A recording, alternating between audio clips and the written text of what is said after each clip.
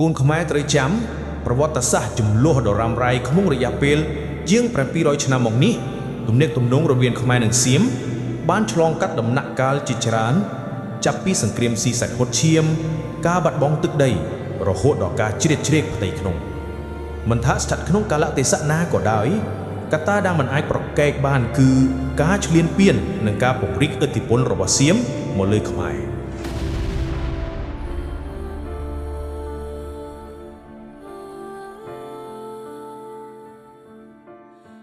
ដោយដែលបានរៀបរាប់ក្នុងឯកសារប្រវត្តិសាស្ត្រខ្មែរបានបាត់បង់ទឹកដីនិងទ្រព្យសម្បត្តិដ៏ច្រើនសន្ធឹកសន្ធាប់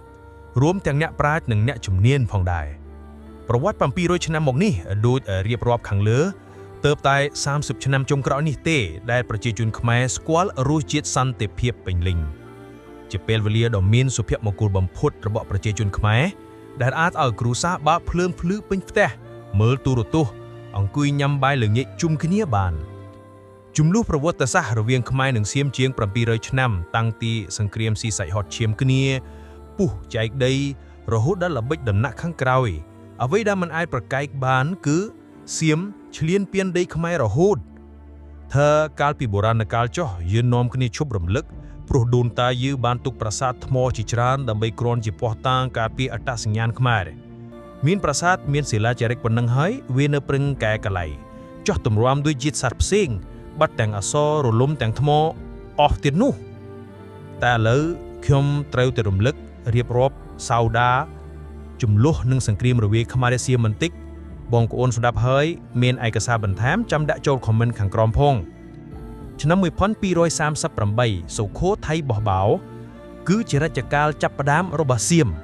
ដែលវារុកទន្ទ្រានដីអឿងឈ្លានពានឥតឈប់ឈរព្រោះវាត្រូវការដីរស់នៅក្រោយជំនះពីចិនណាមួយការនោះយើងចាប់ផ្ដើមចុះខ្សោយផង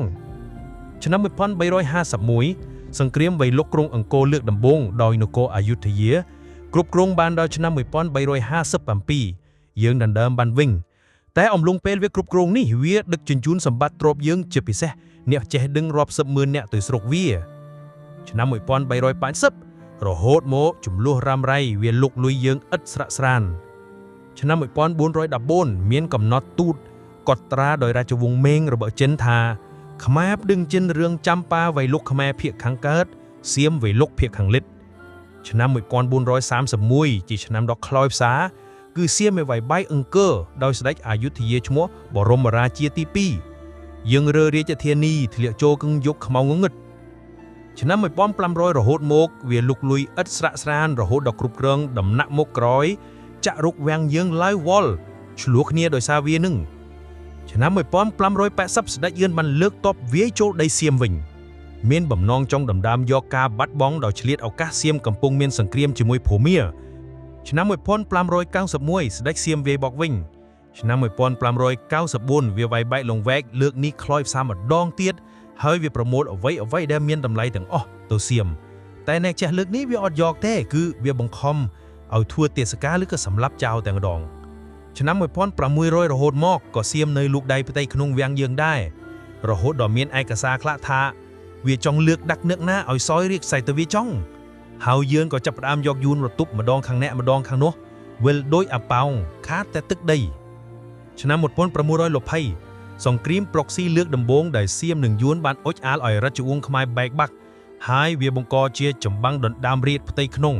ដើម្បីដណ្ដើមយកខ្មែរទាំងអស់ហើយវាទៅជារ៉ាំរ៉ៃឥតឈប់ឈររហូត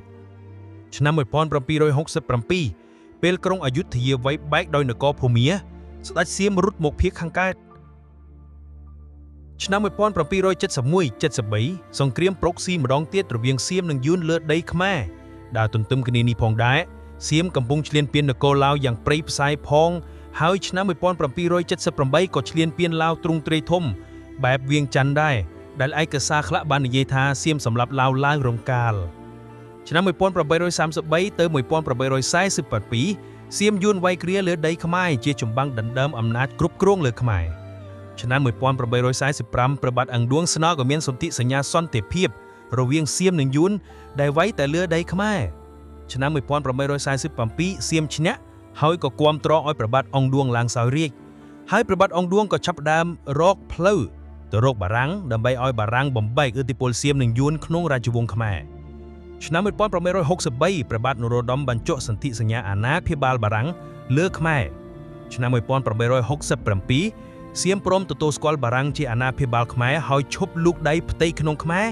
ដោយជាការដោះដូងនឹងខេត្តបាត់ដំបងសៀមរាបនិងសីសុភ័ណ្ឌឆ្នាំ1893សង្គ្រាមហ្វ្រាំងកូស៊ីយ៉ាំវ៉រដែលបារាំងបានបណ្ដេញសៀមចេញពីឡាវដែរឆ្នាំ1904ដល់ឆ្នាំ1907កិច្ចព្រមព្រៀងព្រមាំងរវាងបារាំងសៀមឆ្នាំ1940សង្គ្រាមហ្វ្រាំងកូស៊ីយ៉ាំវ៉រម្ដងទៀតដោយសៀមឆ្លៀតពេលបារាំងខ្សោយវាយយកដីខ្មែរនិងឡាវវិញដោយមានជប៉ុនជួយផងសៀមដណ្ដើមបានខេត្តបាត់ដំបងប៉ៃលិនសៀមរាបឧត្តរមានជ័យនិងព្រះវិហារវិញឡាវក៏វាយយកវិញដែរឆ្នាំ1946ក្រោយសង្គ្រាមលោកលើកទី2ចប់ជប៉ុនចុះចាញ់សៀមត្រូវបានបង្ខំឲ្យប្រគល់ទឹកដីដែលឈ្លានពានបានឲ្យខ្មែរនិងឡាវវិញដោយដូរជាលក្ខខណ្ឌបានចូលអង្គការសហប្រជាជាតិ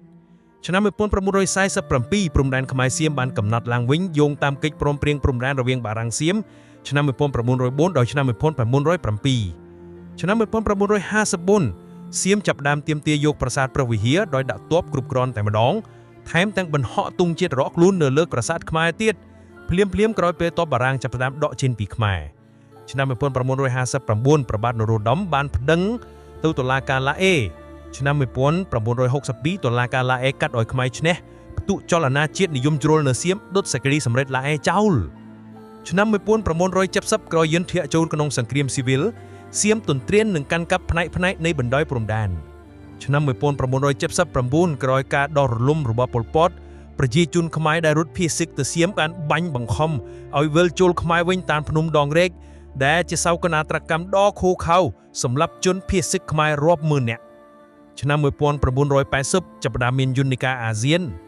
ឆ្នាំ1997សៀមចង់ឆ្លៀតឱកាសគាំទ្រសម្ដេចក្រមប្រាក់ប្រឆាំងសម្ដេចហ៊ុនសែនហើយបានបិទព្រំដែនមិនឲ្យខ្មែរភៀសសិកចូលដីសៀមបានតែការប៉ុនប៉ងនេះទៅមិនរួចឆ្នាំ1998រហូតមកខ្មែរសៀមចាប់ផ្ដើមមានទំនាក់ទំនងល្អបន្តិចញាក់វិនិយោគសៀមចូលរកស៊ីនៅខ្មែរក្រាក់ឆ្នាំ2003បាតកម្មប្រឆាំងសៀមនៅក្រុងភ្នំពេញដោយសារតារាសៀមលើកឡើងថាប្រាសាទអង្គរវត្តជារបស់ខ្លួនឆ្នាំ2008បញ្ហាផ្ទៃក្នុងសៀមខាងយោធាចង់បានអំណាចដណ្ដើមគ្នារវាងអាវក្រហមនិងអាវលឿងសៀមបានយកប្រាសាទព្រះវិហារជាលិសបង្កចំនួនជាមួយខ្មែរមួយប្រាវរហូតដល់ឆ្នាំ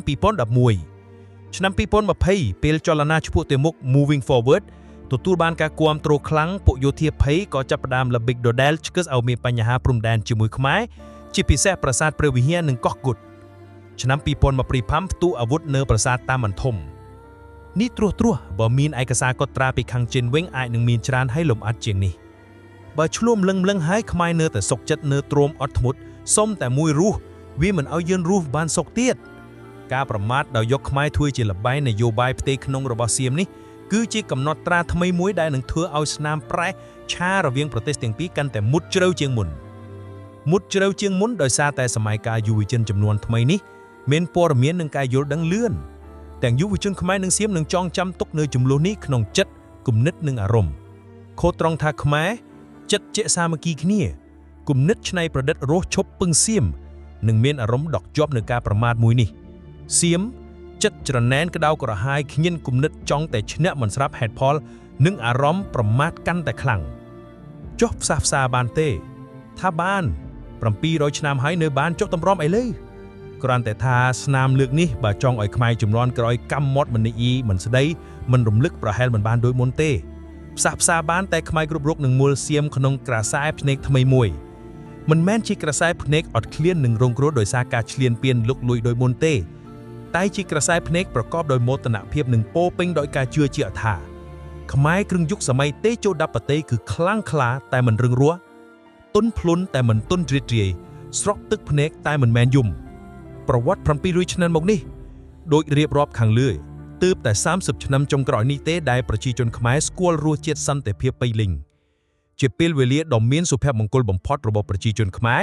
ដែលអាចឲ្យគ្រួសារបើកភ្លើងភ្លឺពេញផ្ទះមើលទូរទស្សន៍អង្គុយញ៉ាំបាយល្ងាចជុំគ្នាបានជាពេលវេលាដែលខ្មែរគ្រប់រូបបដូរផ្ដាច់ការពារឲ្យបានថោតក្នុងតម្លៃណាក៏ដោយសរសេរដោយយុវជនខ្មែរក្រសែភ្នែកថ្មីលីឧត្តមស្រៀបរៀងចងក្រងវីដេអូដោយទេពីទូ